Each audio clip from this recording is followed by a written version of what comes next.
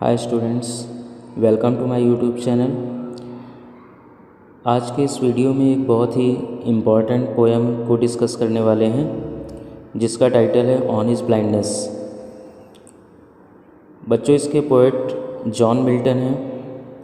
John Milton अंग्रेजी के महान कवियों में से एक कवि हैं जिनका जन्म लंदन में 1608 ईस्वी में हुआ था और उन्होंने उस समय 1632 ईस्वी में कैम्ब्रिज यूनिवर्सिटी से एमए इंग्लिश से पास किया हुआ था। उन्होंने अपना सारा जीवन कला और आधुनिक भाषा के अध्ययन में बिताया, साहित्य का अध्ययन किया और जो उनकी रचनाएं हैं, एक साहित्यकार के रूप में, एक कवि के रूप में, एक लेखक के रूप में जो उनकी रचनाएं हैं वो मुख्य रूप से आत्मकथात्मक शैली में लिखी गई हैं। And You must know one thing that John Milton is called the Surdas of England. England का सूरदास कहा जाता है जॉन मिल्टन को, जिसका कारण ये है कि सन 1652 ईस्वी में 44 वर्ष की अवस्था में वह पूरी तरह से अंधे हो गए थे। He lost his eyesight at the age of 44 in 1652। ये उनके स्टडीअस नेचर के कारण ऐसा हुआ था। उनको आँखों की एक बीमारी हो गई थी जिसको ग्लूकोमा कहते हैं, क्योंकि वह देर रात तक, काफ़ी देर तक रात में पढ़ा करते थे, जिसकी वजह से धीरे धीरे उनकी आई साइट वीक होना स्टार्ट हो गई थी काफ़ी पहले ही, और 1652 ईस्वी में वह पूरी तरह से अंधे हो गए थे। तो एक अंधे कवि होने के कारण इंग्लैंड का सूरदास उन्हें कहा जाता है। उनकी कुछ रचनाएं बहुत ही प्रसिद्ध हैं, इंग्लिश के महाकाव्य के रूप में जानी जाती हैं, जैसे पैराडाइज लॉस्ट, पैराडाइज रीगेंड। ये उनके दो महाकाव्य जैसी रचनाएं हैं। सैमसन एगोनिस्ट भी उनकी एक प्रसिद्ध रचना है। और बच्चों, 1674 ईस्वी में उनकी मृत्यु हो गई थी। उन्होंने ये ऑन हिज ब्लाइंडनेस लिखा हुआ है, ये एक सोनेट है। And in this sonnet the poet expresses his personal grief due to his premature blindness. It is a complaint to God for this injustice। एक प्रकार से उन्हें ऐसा लगता था कि ईश्वर ने उनके साथ में अन्याय किया हुआ है और ईश्वर के द्वारा किए गए उस अन्याय के प्रति उन्होंने शिकायत की है इस सोनेट में, क्योंकि कवि को ये पता रहता है, कवि को ये आभास होता है कि उसके पास एक टैलेंट है कविताएं लिखने का, काव्य रचना करने का टैलेंट है उसके पास। He could write poems for the admiration of God, but due to blindness he could not do so. But ultimately the poet soon realises the supremacy of God and gets consolation. अंत में उसे ये आभास होता है कि नहीं, जो भी ईश्वर करता है वो हमेशा अच्छा ही करता है। तो बच्चों देखिए, पोएम को स्टार्ट करते हैं। पहली लाइन में इसमें लिखा हुआ है कि when I consider how my light is spent ere half my days in this dark world and wide. When I consider, जब मैं विचार करता हूँ। कंसीडर का अर्थ क्या होता है? विचार करना। कभी ये कहता है कि जब मैं विचार करता हूँ, इस बारे में सोचता हूँ। हाउ का अर्थ है कि किस प्रकार से, माई लाइट, लाइट का अर्थ यहाँ पर क्या होगा? आई साइट, कि किस प्रकार से मेरी आई साइट या मेरी नेत्र ज्योति इज स्पेंट माने समाप्त हो गई है। जब मैं ये विचार करता हूँ कि कैसे या किस प्रकार से मेरी दृष्टि समाप्त हो गई है, किस समय? एर हाफ माई डेज। एर का अर्थ होता है बिफोर, हाफ माई डेज आधी उम्र से पहले। आधी उम्र से पहले ही मेरी नेत्र ज्योति या मेरी दृष्टि समाप्त हो गई है। Actually we know that this is not the age of blindness. 44 वर्ष की अवस्था कोई अंधे होने की अवस्था नहीं होती है, आई साइट्स खराब होने की अवस्था नहीं होती है। अभी तो उसकी आधी उम्र भी नहीं हुई थी। As you know that human life is considered of 100 years. मनुष्य का जीवन जो है वो 100 वर्ष का माना जाता है, तो 50 वर्ष उसकी आधी उम्र होती है। उससे पहले ही ये अंधा हो गया था, तो इसलिए वो इस बारे में विचार करता है कि आधी उम्र से पहले ही मैं किस प्रकार से अंधा हो गया हूँ, मेरी दृष्टि किस प्रकार से समाप्त हो गई है। और चूंकि वह अंधा हो गया इसलिए क्या लिखा हुआ है कि in this dark world and wide means the world, ये संसार कवि के लिए कैसा हो गया, the world has become dark and wide for the poet due to blindness, अंधेपन के कारण या अंधे होने के कारण ये संसार कवि के लिए अंधकार से युक्त हो गया है, फुल ऑफ डार्कनेस हो गया है और बहुत ही विशाल हो गया है, बहुत ही बड़ा हो गया है। And that one talent which is death to hide lost with me useless. कवि क्या कहता है कि that one talent, the poet knows very well that he has a talent of writing poems. कवि को इस बात की जानकारी है, इस बात का आभास है उसे कि उसके अंदर काव्य रचना का टैलेंट है, काव्य रचना की योग्यता है, कविताएं लिखने की योग्यता है। बट वो कहता क्या है कि which is death to hide. इस सेंटेंस को थोड़ा ध्यान से देखिएगा, इसका मीनिंग ये है to hide the talent is like death. क्या मीनिंग है इसका कि टू हाइड द टैलेंट मतलब टैलेंट को हाइड माने छिपाना, टैलेंट को छिपाना मतलब टैलेंट का प्रयोग न करना, is just like death for him, कवि के लिए मृत्यु के समान है। मतलब ये कवि महसूस करता है कि यदि वह अपने टैलेंट का प्रयोग ठीक प्रकार से नहीं कर सकता है अंधे होने के कारण, तो ये उसके लिए मृत्यु के समान है। तो वही उसने लिखा हुआ है कि that one talent which is death to hide lost with me useless, which is death to hide means to hide the talent is just like death for the poet. Talent का प्रयोग ना कर पाना ये कवि के लिए मृत्यु के समान है। और क्या लिखता है कि lost with me useless, lost माने पड़ा हुआ है, विद मी मेरे साथ, यूजलेस माने बेकार। इसको ऊपर वाली लाइन से ऐड करते हैं कि that one talent lost with me useless, वह एकमात्र योग्यता है जो उसके अंदर टैलेंट है वो उसके साथ बेकार पड़ा हुआ है, बेकार पड़ा हुआ है। इसका अर्थ क्या हो गया, इसका अर्थ ये हुआ कि the talent, the poetic talent is useless for the poet because due to blindness he can not use his talent in the service of God. ईश्वर की सेवा में, ईश्वर की प्रशंसा में वह काव्य रचना नहीं कर सकता है, तो उसके साथ वो टैलेंट बेकार पड़ा हुआ है। आगे क्या लिखते हैं कि though my soul more bent to serve therewith my maker, यद्यपि माई सोल मेरी आत्मा, मोर बेंट, बेंट का अर्थ यहाँ पर क्या होगा, एक प्रकार से रेडी तैयार, टू सर्व सेवा करने के लिए, देयर विद माई मेकर मेरे बनाने वाले की अर्थात ईश्वर की। कवि क्या कहता है कि माई सोल मोर बेंट, मेरी आत्मा तो तैयार है, मतलब the soul of the poet is ready, the soul of the poet is ready, कवि की आत्मा तैयार है किस लिए, टू सर्व सेवा करने के लिए, माई मेकर मेरे बनाने वाले, मेरे रचयिता अर्थात ईश्वर की सेवा करने के लिए मेरी आत्मा तो तैयार है। The poet knows that he wants to serve God, वो ये जानता है कि वह ईश्वर की सेवा करना चाहता है, उसकी आत्मा ईश्वर की सेवा करने के लिए तैयार है। और सेवा किस प्रकार से, ईश्वर की प्रशंसा में काव्य रचना करके।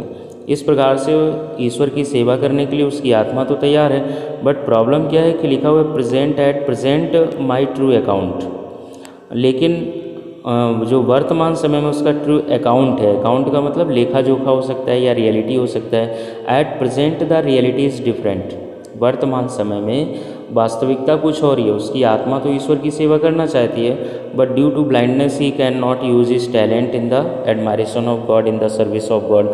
अंधेपन के कारण, अंधे होने के कारण वह वर्तमान की स्थिति ये है कि वह उस टैलेंट का, उस काव्य प्रतिभा का वह प्रयोग नहीं कर सकता है। तो उसके मन में एक डर पैदा होता है। कवि के मन में डर कौन सा है, लिखा हुआ है कि लेस्ट ही रिटर्निंग चाइल्ड, चाइल्ड का अर्थ होता है डांटना, फटकारना, रिव्यूक कह सकते हैं, स्कोल्ड कह सकते हैं। लेस्ट का अर्थ क्या होता है, कहीं ऐसा ना होगी, लेस्ट का क्या अर्थ होगा, कहीं ऐसा ना होगी।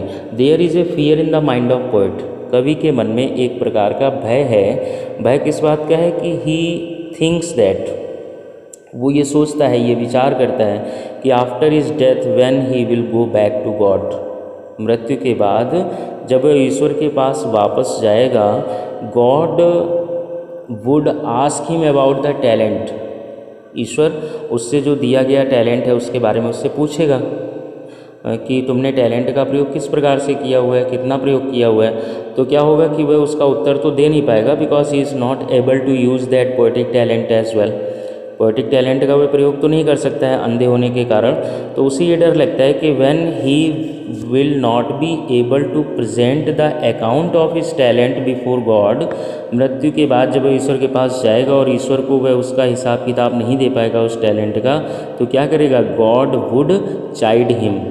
God would chide him means God would scold him, ईश्वर उससे फटकार लगाएगा, ईश्वर उससे डांट लगाएगा कि जो टैलेंट तुम्हें दिया गया था मेरे द्वारा उसका तुमने प्रयोग क्यों नहीं किया हुआ है। इस प्रकार से उसके मन में उथल पुथल चल रही होती है, इस प्रकार से उसके मन में एक प्रकार से डर चल रहा होता है कि जब मृत्यु के बाद वह वापस जाएगा ईश्वर के पास, तो किस प्रकार से वह उस टैलेंट का हिसाब दे पाएगा, किस प्रकार से वह समझा पाएगा ईश्वर को कि उसने अपने टैलेंट का प्रयोग किस प्रकार से किया हुआ है। उसके बाद उसके मन में क्या होता है कि एक प्रश्न पैदा होता है कि doth God exact day labour light denied, I fondly ask. Fondly का अर्थ क्या होता है, foolishly. I fondly ask means the poet asks himself a very foolish question. कवि अपने आप से एक बहुत ही मूर्खतापूर्ण प्रश्न करता है।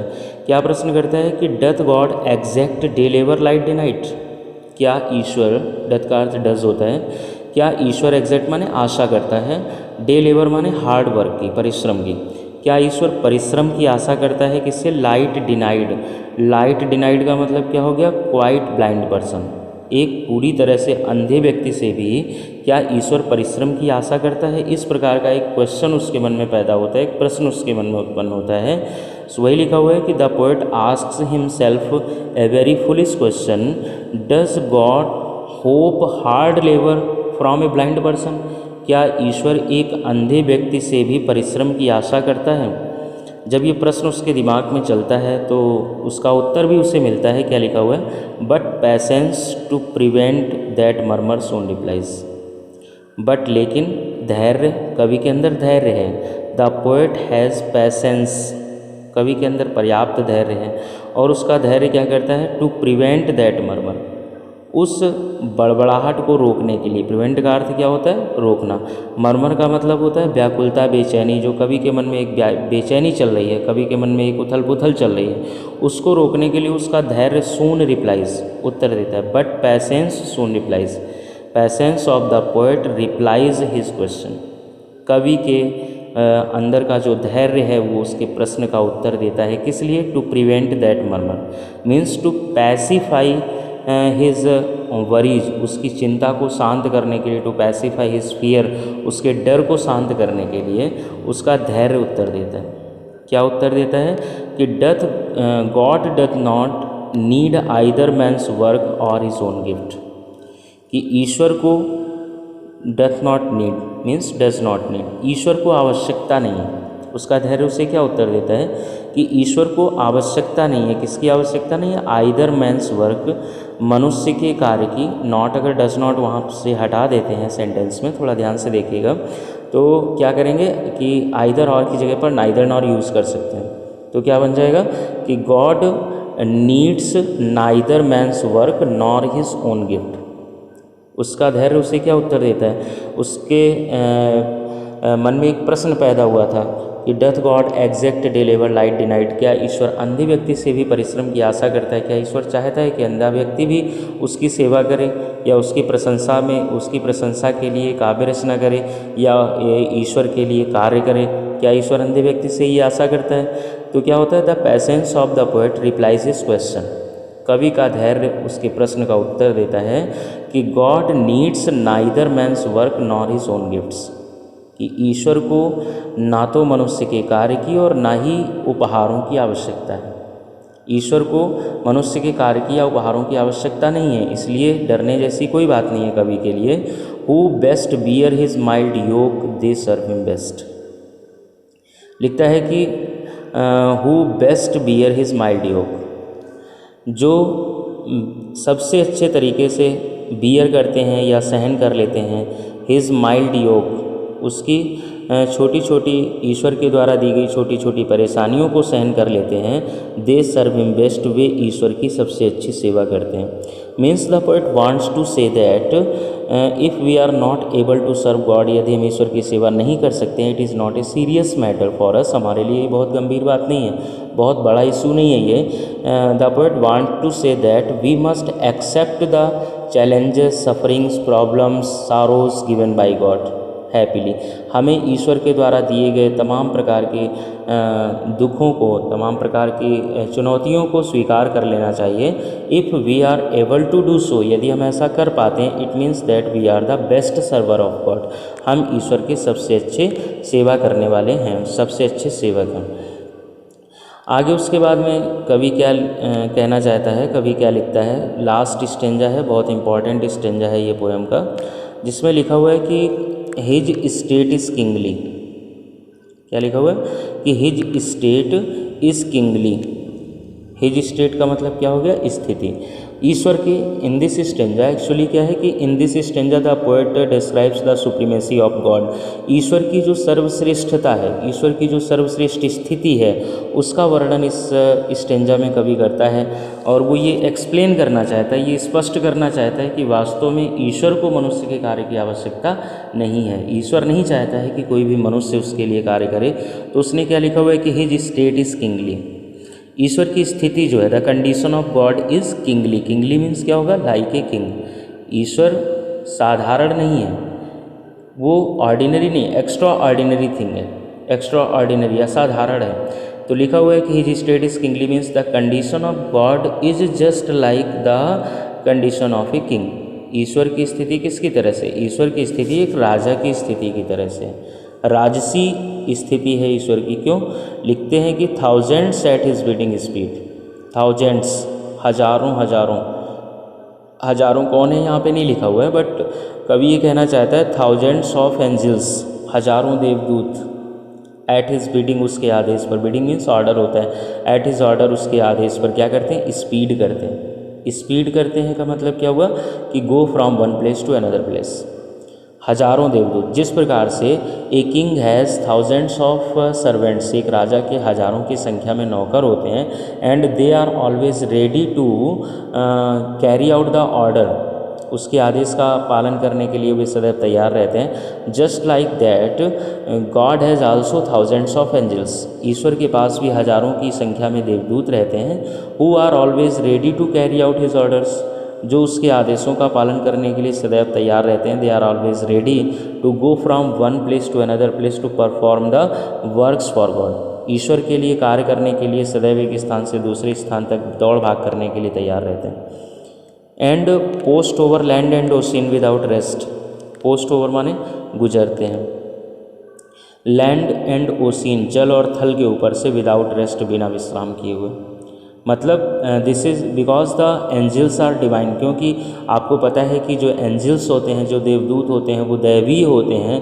तो कभी ये कहना चाहता है कि they are never tired of doing work for God, ईश्वर के लिए कार्य करने में कभी वो थकान भी महसूस नहीं करते हैं।